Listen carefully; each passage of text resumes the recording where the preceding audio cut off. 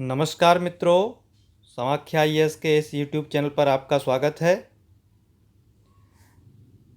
आज है 30 अगस्त और आज हम समाचार विश्लेषण श्रृंखला के इस अंक में बताएंगे कि दैनिक जागरण में कौन कौन सी महत्वपूर्ण खबरें हैं जो सिविल सेवा परीक्षा और अन्य प्रतियोगी परीक्षाओं के लिए महत्वपूर्ण हैं, काम आने वाली हैं, लाभदायक हैं। अपने मिशन में कामयाब होने के लिए आपको अपने लक्ष्य के प्रति एकचित्त निष्ठावान होना पड़ेगा। बहुत ही सुंदर कोटेशन है। आपने जो भी लक्ष्य रखा है उसमें अगर सफलता पानी है तो आपको एक चित्त होना पड़ेगा, उसके प्रति निष्ठा, उसके प्रति श्रद्धा, वही हमारा सब कुछ है। वो लक्ष्य को पाना प्राथमिकता होनी चाहिए, अन्य चीज़ें दूसरे नंबर पर जाएंगी। पहले नंबर पर लक्ष्य के लिए जो भी ज़रूरी है वो करना है। आगे बढ़ने से पहले मित्रों, अगर आपने अभी तक YouTube चैनल को सब्सक्राइब नहीं किया है तो ज़रूर सब्सक्राइब कर लें। साथ ही साथ कमेंट में बताएं कि आपको ये श्रृंखला कैसी लग रही है। कोई सुझाव हैं तो अवश्य दीजिए। वीडियो को लाइक करें, शेयर ज़रूर करें। आगे बढ़ते हैं। राफेल सौदे की नई सिरे से जांच नहीं। सुप्रीम कोर्ट में जो 36 राफेल लड़ाकू विमान जो फ्रांस से इनका सौदा हुआ था, बड़ा विवाद हुआ था 2018 में, इसको लेकर के बहुत सारे आरोप प्रत्यारोप लगे थे। उसी विषय को लेकर के एक याचिका डाली गई थी और वो उस याचिका में कहा गया था कि फ्रांस के किसी समाचार पत्र में ऐसा छपा है कि राफेल विमान जो सौदा हुआ है उसमें दलाली ली गई है, उसमें कमीशन लिया गया है। तो इसके लिए सरकार लेटर रोगेटरी यानी LR जारी करे। कौन? सुप्रीम कोर्ट, सर्वोच्च न्यायालय से ये आग्रह किया गया था। इस पूरे ही मामले में हमारे लिए महत्वपूर्ण है लेटर रोगेटरी। ये लेटर रोगेटरी क्या है इसको समझ लेते हैं। लेटर रोगेटरी का मतलब होता है कि दस्तावेज पाने के लिए प्रार्थना पत्र, डॉक्यूमेंट प्राप्त करने के लिए प्रार्थना पत्र, विशेषकर दूसरे देशों के, यानी एक विदेशी अदालत के माध्यम से उस अदालत के अधिकार क्षेत्र के भीतर एक निर्दिष्ट व्यक्ति से जानकारी या सबूत प्राप्त करने के लिए अनुरोध करने वाले दस्तावेज। आप समझ गए होंगे, हमने बगल में ये लिखा हुआ है, आप पढ़ भी सकते हैं इसको ठीक से। यानी documents making a request through a foreign court to obtain information और evidence from a specified person within the jurisdictions of that court. यानी किसी विदेशी कोर्ट को, किसी विदेशी न्यायालय से आग्रह करना कि वो किसी पर्सन से, किसी व्यक्ति से उस अधिकार क्षेत्र में आने वाले, जो उस विदेशी कोर्ट के अधिकार क्षेत्र में आने वाले व्यक्ति से कुछ दस्तावेज मांगे, कुछ सबूत मांगे। तो इसके लिए सुप्रीम कोर्ट ने एकदम मना कर दिया कि नहीं, ये फालतू की चीज़ें हैं, इस पे ऐसा नहीं हो सकता है। क्लियर है? तो ये लेटर रेगुलेटरी ये हमारे लिए महत्वपूर्ण था और सब चीज़ें हमारे लिए इसमें महत्वपूर्ण नहीं है। ठीक है, आगे बढ़ते हैं। CBI को नई एंट्री पर विचार कर रही बिहार सरकार। इस पूरे खबर में हमने सुना था कि पहले से सुना होगा, पश्चिम बंगाल सरकार ने कहा है कि CBI नहीं आ सकती, कभी भी अपने केस नहीं यहाँ पर जो है जांच कर सकती। ऐसे ही अन्य राजस्थान, छत्तीसगढ़, इन राज्यों ने, ये क्या है, ये जो CBI केस होते हैं वो सरकार की सामान्य अनुमति से ही राज्यों में, राज्य सरकार की सामान्य अनुमति, इसको जनरल कंसेंट बोलते हैं, उसकी अनुमति से ही राज्यों में CBI जांच करती है। और ऐसा माना जाता है कि राज्य पहले से ही इनको जनरल कंसेंट दे रखी है, यानी आम सहमति, सामान्य अनुमति जो है वो उनको प्राप्त है CBI को, और जाकर के वो CBI अपनी जांच करती है। लेकिन कुछ राज्य अगर ये जनरल कंसेंट को, सामान्य अनुमति को वापस ले लेते हैं तो उस स्थिति में CBI को स्पेशल परमिशन, स्पेशल कंसेंट लेनी पड़ती है, तो पर्टिकुलर उस राज्य से जिस राज्य में ये सामान्य अनुमति वापस ली गई है। तो सामान्य अनुमति जो कानून है वो क्या है, हमको पता होना चाहिए कि CBI Delhi special police establishment act यानी डीएसपीई एक्ट 1946 के द्वारा संचालित है। इसमें प्रावधान किया गया है किसी राज्य में अपनी कार्रवाई या फिर जांच प्रारंभ करने के लिए अनिवार्य रूप से राज्य सरकार की अनुमति लेनी है, और राज्य सरकार से सामान्य अनुमति के यानी जनरल कंसेंट के साथ वह केस आधारित सहमति भी ले सकती है, यानी particular case by case very करता है उससे अनुमति लेने का। तो ये है सामान्य अनुमति। ये सामान्यतः सभी राज्यों को के द्वारा दी गई होती है, लेकिन कुछ राज्यों ने, जैसे सबसे पहले 2015 में मिजोरम ने ये सामान्य अनुमति जनरल कंसेंट को वापस लिया। 2018 में पश्चिम बंगाल ने लिया। आंध्र प्रदेश ने भी 2018 में लिया था वापस, लेकिन 2019 में जगन मोहन रेड्डी ने इसको वापस दोबारा से जनरल कंसेंट दे दिया है। 2019 में छत्तीसगढ़ सरकार ने जनरल कंसेंट वापस लिया है, और राजस्थान ने भी 2020 में जनरल कंसेंट वापस लिया है। तो ये मुद्दा केवल सीबीआई के जांच अधिकार क्षेत्र तक सीमित नहीं है, ये मुद्दा है हमारे यहाँ ट्रांसपेरेंसी का, भ्रष्टाचार मुक्त शासन व्यवस्था का, हमारे यहाँ ये मुद्दा है केंद्र राज्य संबंधों का, और ये मुद्दा है नैतिकता का भी, कि अगर सरकारों में इस प्रकार की नैतिकता नहीं है कि वो भ्रष्टाचार के मामलों को खुलकर के जांच करा सके, अगर केंद्र सरकार और राज्य सरकार के बीच में कोऑपरेशन नहीं है, सहयोग नहीं है, तो ये फेडरल स्ट्रक्चर के लिए भी खतरा है और हमारी कानून व्यवस्था के लिए भी समस्या खड़ी करता है। तो सामान्य अनुमति ये जरूर महत्वपूर्ण यहाँ पर है। दूसरा, अगर मामला पहले से चला आ रहा है तो उस मामले में जनरल कंसेंट वापस होने के बाद भी सीबीआई वहाँ पर नहीं रुकती है। अगर कभी ऐसा होता है तो दूसरे राज्य में भी मामले को दर्ज करके और संबंधित राज्य में पूछताछ जांच सीबीआई कर सकती है, लेकिन जो दूसरा राज्य होगा उससे संबंधित कोई ना कोई वहाँ उससे संबंध होना चाहिए उस केस का, उस पर्टिकुलर मामले का। क्लियर है? तो ये हो गया हमारा जनरल कंसेंट से संबंधित विषय। हिजाब मामला सुनवाई टालने की मांग पर सुप्रीम कोर्ट नाराज। अब ये हमको पता है कि कर्नाटक में बहुत बड़ा मुद्दा बना था कि कर्नाटक के स्कूल और कॉलेजेस में जो है केवल यूनिफॉर्म पहन के आना है, हिजाब पर प्रतिबंध लगा दिया गया था, तो उसको लेकर के बहुत सारा विवाद हुआ था। तो सुप्रीम कोर्ट ने इसकी सुनवाई शुरू कर दी है, और लगातार याचिकाकर्ताओं के द्वारा इसको जल्दी सुनो जल्दी सुनो जल्दी सुनो इस प्रकार के 6 बार पत्र भेजे गए। उसके बाद सुप्रीम कोर्ट ने कहा कि हम इसको सुनते हैं, लेकिन याचिकाकर्ताओं की तरफ से वकील कहने लगे कि अभी याचिकाकर्ता इसको थोड़े दिनों के लिए टालना चाहते हैं, थोड़ा देरी करना चाहते हैं। तो इसको लेकर के सुप्रीम कोर्ट नाराज़ हुआ और उन्होंने कहा कि फोरम शॉपिंग हम नहीं करने देंगे, इसकी इजाज़त बिल्कुल नहीं होगी। फोरम शॉपिंग एक वर्ड है, इसको हमें ध्यान रखना है। इसका मतलब होता है कि अपनी पसंदीदा बेंच, यानी जिसमें ऐसा लगता है कि जिस बेंच में हमारे पसंद के जजेस हैं, जस्टिस हैं, न्यायाधीश हैं, वो हमारे फेवर में दे सकते हैं। हमारे उनकी विचारधारा ऐसी है कि वो हमारे फेवर में जजमेंट दे सकते हैं, न्यायाधीश निर्णय सुना सकते हैं। तो उसका इंतज़ार करने के लिए ऐसा होता है। तो स्पष्ट कहा है जज साहब ने, हेमंत गुप्ता और सुधांशु धूलिया की ये पीठ थी, ये बेंच थी, कि भाई ऐसा हम नहीं बिल्कुल इजाज़त देंगे कि आप फोरम शॉपिंग करो, आप अपने पसंद का मामला लेकर के आओ। लेकिन अगली सुनवाई के लिए उन्होंने कहा है 5 सितंबर को सुनवाई होगी। पहले तो कहा था कि कल ही हम इसको सुनवाई करेंगे, मंगलवार को करेंगे, लेकिन अब 5 सितंबर को होगी। हमें जानकारी होनी चाहिए कि सुप्रीम कोर्ट में मामला आने से पहले कर्नाटक हाई कोर्ट ने जो कॉलेज डेवलपमेंट कमेटी है कर्नाटक सरकार की, उसके निर्णय को सही ठहराया था। तो ये मामला धार्मिक स्वतंत्रता से जुड़ा हुआ मामला है, क्योंकि उसने कहा था कि हिजाब जो है इस्लाम का अभिन्न हिस्सा नहीं है, इंटीग्रल पार्ट नहीं है।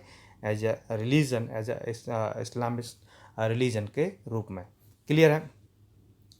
दूसरा मुद्दा है तलाक हसन। हमको पता है 3 तलाक को गैरकानूनी घोषित कर दिया गया है। तलाक हसन क्या है? तलाक हसन हम एक बार आपसे और चर्चा कर चुके हैं। तलाक हसन का मतलब होता है कि हर 1 महीने 3 महीने में एक बार तलाक बोल करके अल्टीमेटली तलाक दे दिया जाता है। उस समय देखा जाता है कि स्थिति सही बन रही है नहीं बन रही है। इस महीने तलाक दिया, अगले महीने तलाक दिया, फिर अगले महीने तलाक दिया, तो 3 बार तलाक होने पर ये तलाक हो जाता है। तो उसके लिए सुप्रीम कोर्ट ने कहा है कि पहले तो हमारी प्राथमिकता है कि जो पीड़ित है उसको राहत देना, ये पहली प्राथमिकता है। उसके बाद देखेंगे तलाक हसन ठीक है कि नहीं है, क्योंकि याचिकाकर्ताओं के द्वारा कहा गया है ये तलाक हसन जो है इसको पूरी तरह से बैन करना चाहिए, इससे महिलाओं के अधिकारों का हनन होता है। क्लियर है। तो तलाक हसन ऐसे ही खुला होता है। खुला का मतलब होता है जिसमें महिलाएं भी तलाक ले सकती हैं, किसके माध्यम से? काजी के माध्यम से।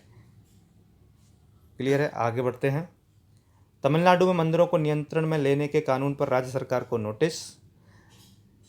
तमिलनाडु सरकार का Hindu religious and charitable endowment act विवादों के घेरे में रहा है शुरू से। बहुत सारे लोग कहते रहे हैं कि हमारी धार्मिक स्वतंत्रता का हनन है, ये हमारे फंडामेंटल राइट्स का वायलेशन है। इसके लिए ही सुब्रमण्यम स्वामी ने सुप्रीम कोर्ट में याचिका दायर की और कहा कि ये गैर कानूनी है, ये मौलिक अधिकारों का हनन है, उल्लंघन है, वायलेशन ऑफ फंडामेंटल राइट्स। ये आर्टिकल 14 जिसमें कहा गया है इक्वलिटी यानी समानता की बात की है, और आर्टिकल 25 और 26 जिसमें धार्मिक स्वतंत्रता की बात है, उसका ये उल्लंघन करते हैं।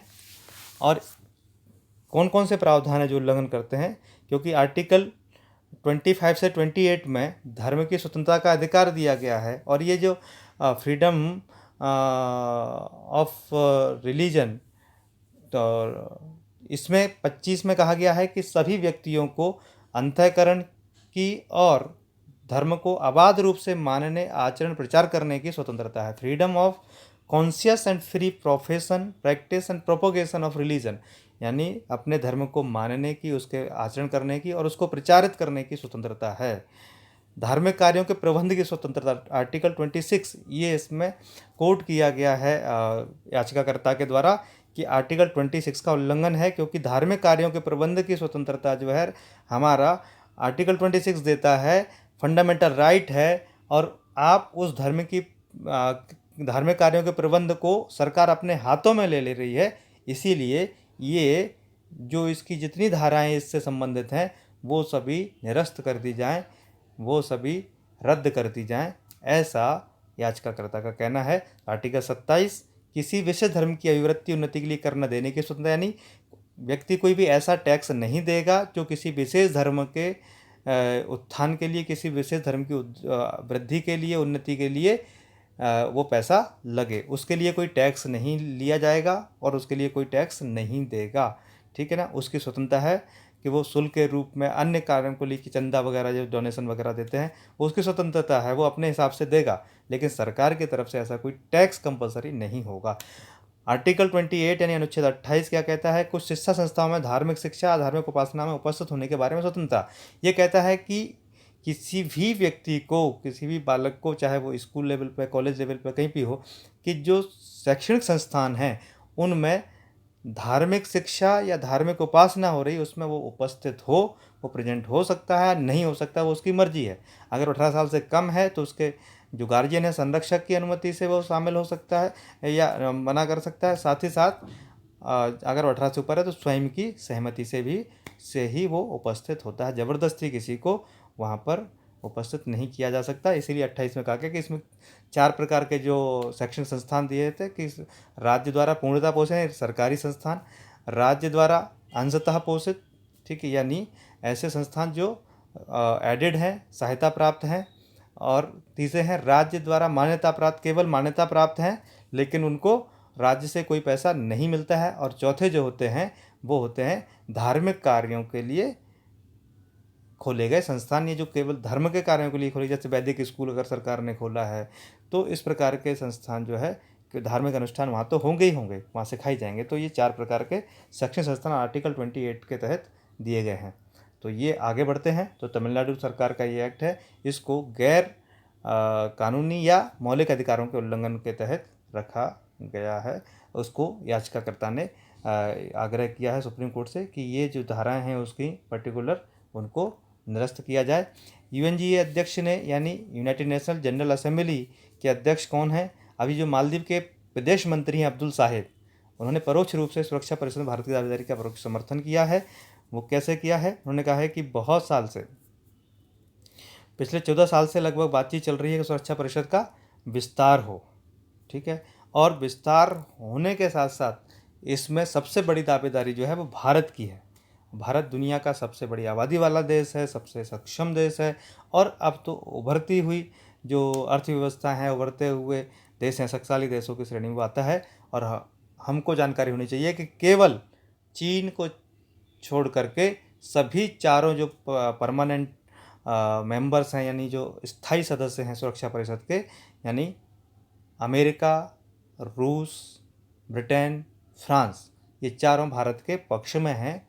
चीन इसको वीटो कर लेता है, चीन इसके पक्ष में, जबकि चीन को सुरक्षा परिषद का सदस्य बनाने की सलाह भारत ने ही दी थी तत्कालीन प्रधानमंत्री जवाहरलाल नेहरू के द्वारा। क्लियर है? साथ साथ इसमें हमारे विदेश मंत्री, उन्होंने कहा है कि भारत के नेवरहुड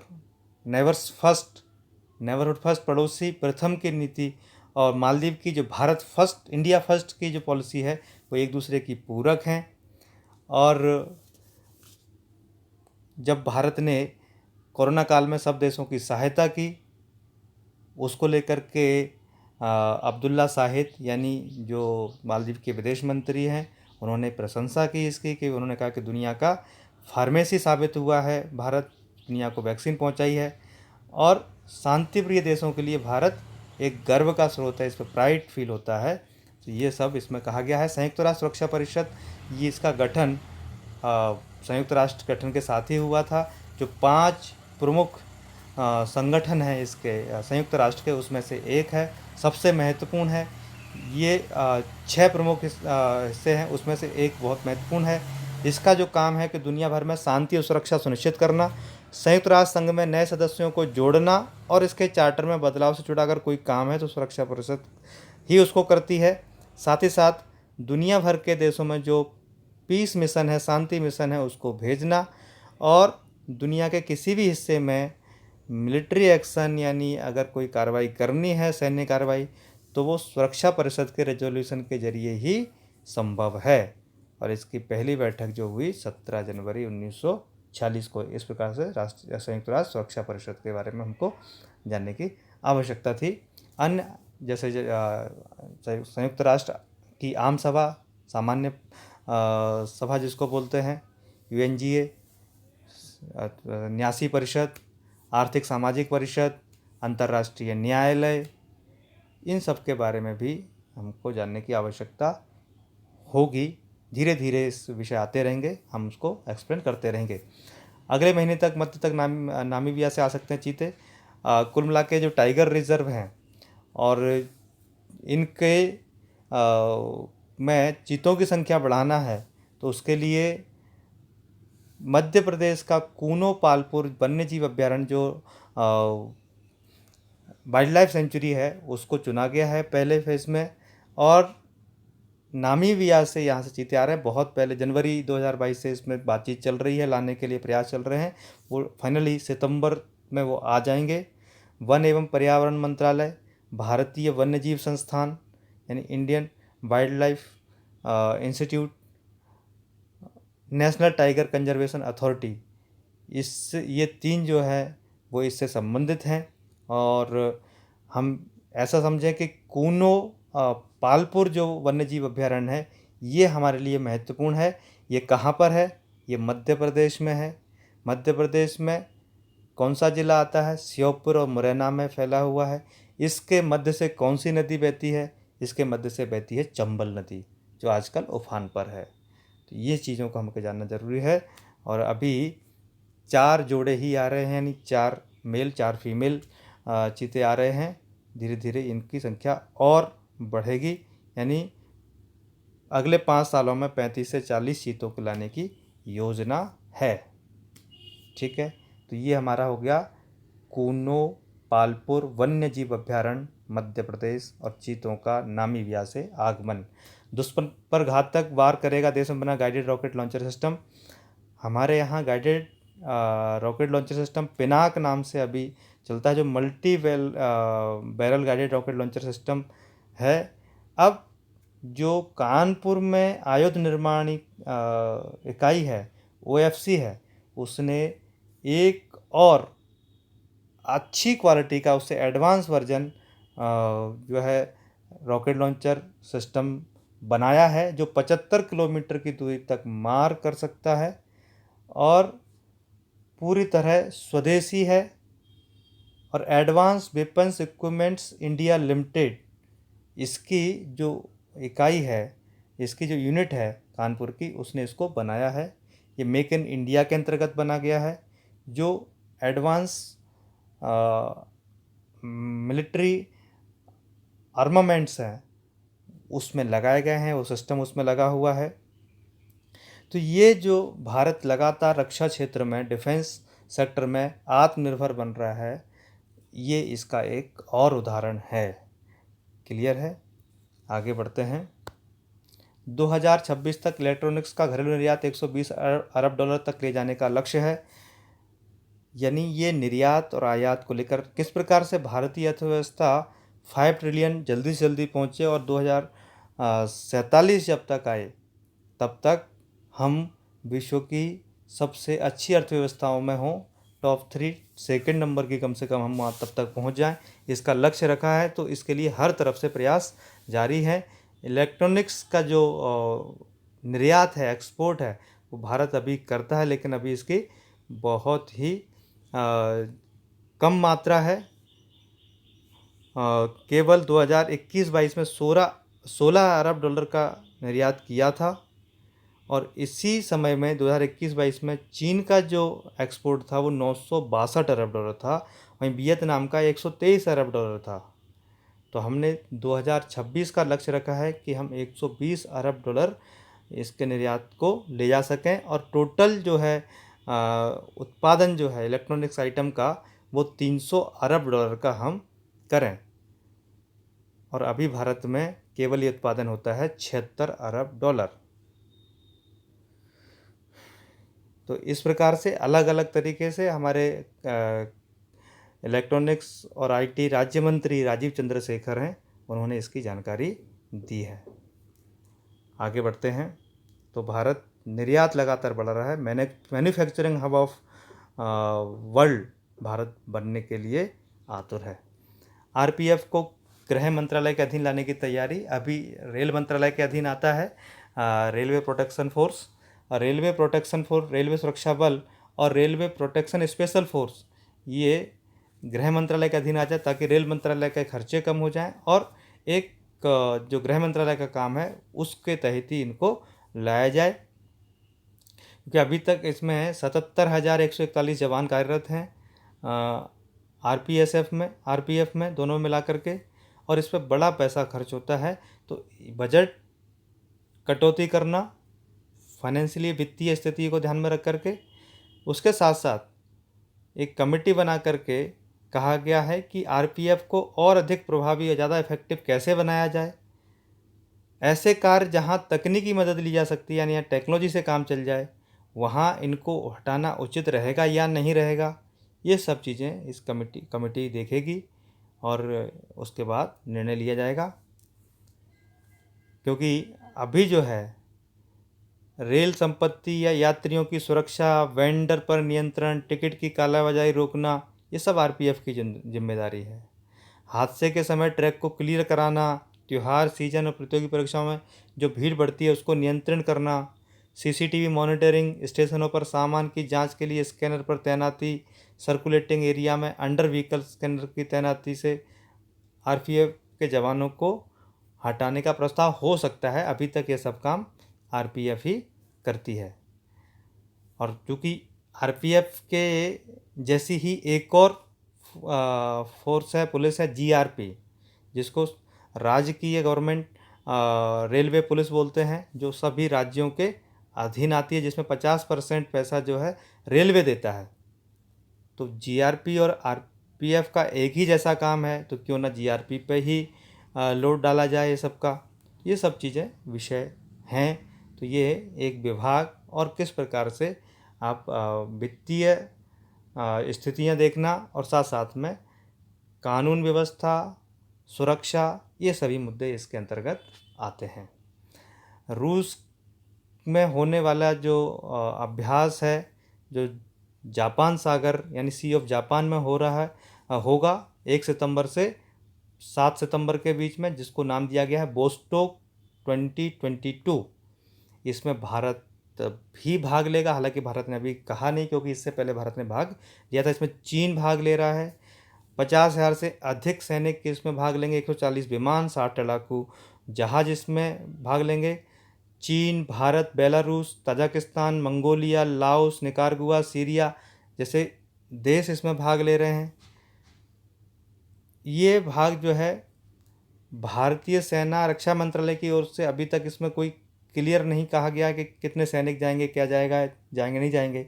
लेकिन इससे पहले इसी प्रकार का जब जापाड 2021 हुआ था, उसमें भारत गया था और भारत के अलावा पाकिस्तान भी था और 17 देश और भी थे। तो और दूसरी तरफ चीन ने कह दिया है कि चीन जो है रूस में होने वाले वॉस्टॉक 2022 में भाग लेगा। तो हम देखते हैं सी ऑफ जापान की स्थिति। सी ऑफ जापान यानी जापान के वेस्ट में जो सागर है, समुद्र है, उसको सी ऑफ जापान कहते हैं। इसकी जो सी ऑफ जापान से जिसकी बाउंड्री लग रही है वो रसिया है, नॉर्थ कोरिया है, साउथ कोरिया है, ठीक है ना। कोरियन स्ट्रेट है इधर और ततार स्ट्रेट ऊपर है। ला पेरोज स्ट्रेट जो सखालिन आइलैंड और जापान का जो आइलैंड है उसके बीच है। कुरिल आइलैंड आप देख रहे होंगे रेड कलर में। तो ये हमको मैप के माध्यम से इसकी स्थिति को भी जानना चाहिए, क्योंकि चाइना की जो बाउंड्री है वो इसके साथ नहीं लग रही है। ये गलती आपने नहीं करनी है, ठीक है। क्लियर, आगे बढ़ते हैं। कुरिल आइलैंड जिसकी ऑनरशिप पर विवाद चल रहा है, इसमें क्लियर लिखा हुआ है। ग्लेशियर को बचाने के लिए स्नो हार्वेस्टिंग होगी। मंडी हिमाचल प्रदेश में लगातार ग्लेशियर पिघल रहे हैं, उसके लिए जल शक्ति विभाग ने एक नए प्रकार के प्रोजेक्ट, नए प्रकार की परियोजना, स्नो हार्वेस्टिंग परियोजना जो 102 करोड़ की है, इसको चलाने वाले हैं, इसको योजना का प्लानिंग करने वाले हैं, योजना बनाने वाले हैं, प्रोजेक्ट बनाने सोनम वांगचुक, जो शिक्षा सुधारक हैं, student education and cultural movement of Ladakh के संस्थापक हैं। और उन्होंने अपने परिसर में एक SECMOL का परिसर है, वहाँ में सौर ऊर्जा, पूरा वो परिसर वो है सौर ऊर्जा से संचालित होता है। वहाँ सौर ऊर्जा से ही सब कुछ होता है। और बर्फ़ स्तूप के लिए उन्हें रोलेक्स अवार्ड भी मिल चुका है। तो किस प्रकार से ये काम करेगी, यानी जो सीधी धूप आ रही है उसमें शेड बनाए जाएंगे जहाँ ताकि उनको रोका जा सके। ग्लेशियरों के जो मुहाने हैं उन पर पत्थर की दीवार, क्रैट वॉल बनाई जाएगी। वहीं जो उपजाऊ भूमि के आसपास बर्फ़ के जो स्तूप हैं, उनको बर्फ़ के स्तूप बनाए जाएंगे। उसके साथ साथ जो स्तूप के नीचे की भूमि के अंदर जो कुछ ऊंचाई है उस पर पाइप बिछाई जाएगी। तो वो पाइप है, पाइप को थोड़ा सा ऊंचा ले जाएगा और पाइप पर जो पानी निकलेगा वहाँ से वो सिंचाई के काम भी आएगा। क्योंकि लगातार तापमान बढ़ रहा है, क्योंकि इसमें दिया गया है कि 2015 में 19 से 20 डिग्री सेल्सियस जो तापमान था वो 2020 में 25.4 डिग्री सेल्सियस तक रिकॉर्ड किया गया है। 2018 से 21 तक 22.2 से 24.4 डिग्री सेल्सियस तक ये तापमान रहा है। यानी तापमान लगातार बढ़ रहा है। तो इसको समस्या को दूर करने के लिए हमको कुछ ना कुछ उपाय करने चाहिए। तो स्नो हार्वेस्टिंग प्रोजेक्ट ये हमको किस प्रकार से जो है ग्लोबल वार्मिंग की समस्या से निपटाने में सहायता कर सकता है, ये हमें ध्यान रखने की बात है। आज के इतिहास के बारे में जानते हैं। फांसी के फंदे पर झूलने वाले क्रांतिकारी कन्हैयालाल दत्त, आज उनका जन्म है। कन्हैयालाल दत्त का जन्म आज ही यानी 30 अगस्त 1888 में बंगाल के हुगली ज़िले में हुआ था। आपने लगातार क्रांतिकारी गतिविधियों में भाग लिया। 2 मई 1908 को जो बम बनाने के आरोप में 35 अन्य क्रांतिकारियों के साथ गिरफ्तार कर लिया गया था और उनमें से नरेंद्र नाथ नाम का एक क्रांतिकारी वो सरकारी मुखबिर बन गया था। तो सरकारी मुखबिर को जान से मार दिया था जेल के अंदर ही, उसकी हत्या कर दी थी ताकि दूसरे लोग बच सकें। उनको इसी आरोप में 10 नवंबर 1908 को फांसी दे दी गई। तो ऐसे कन्हैयालाल दत्त को सत सत नमन। आज ही के दिन 30 अगस्त 2013 को भारत ने पहला रक्षा उपग्रह GSAT-7 लॉन्च किया। कहाँ से? फ्रेंच गुयाना के कोरू प्रक्षेपण स्थल से, और ये सफलतापूर्वक प्रक्षेपित किया गया। इसको यूरोपीय अंतरिक्ष एजेंसी, स्पेस एजेंसी है, एरियन स्पेस के एरियन 5 रॉकेट के जरिए छोड़ा गया था। ये जो GSAT-7 है वो समुद्री सीमा की निगरानी करता है। रक्षा क्षेत्र का पहला उपग्रह भारत का है। आज यानी 30 अगस्त 1928 को रास बिहारी बोस और जवाहरलाल नेहरू ने भारतीय स्वतंत्रता लीग की स्थापना की थी। इसका मूल उद्देश्य भारत को स्वतंत्र कराना है, संप्रभु राष्ट्र बनाना है। भारत को आज़ादी दिलाने में संगठन की महत्वपूर्ण भूमिका रही। भारतीय स्वतंत्रता लीग के संस्थापक कौन है? रास बिहारी बोस और जवाहरलाल नेहरू। 30 अगस्त 1928 का इसका गठन हुआ था। आप लगातार जुड़े रहे, इसके लिए आपका बहुत बहुत आभार, धन्यवाद। हमसे संपर्क करने के लिए आप नीचे दिए गए नंबरों पर कॉल कर सकते हैं, मैसेज कर सकते हैं। चैनल को सब्सक्राइब करें, वीडियो को शेयर करें, लाइक और कमेंट ज़रूर करें। बहुत बहुत धन्यवाद। भारत माता की जय।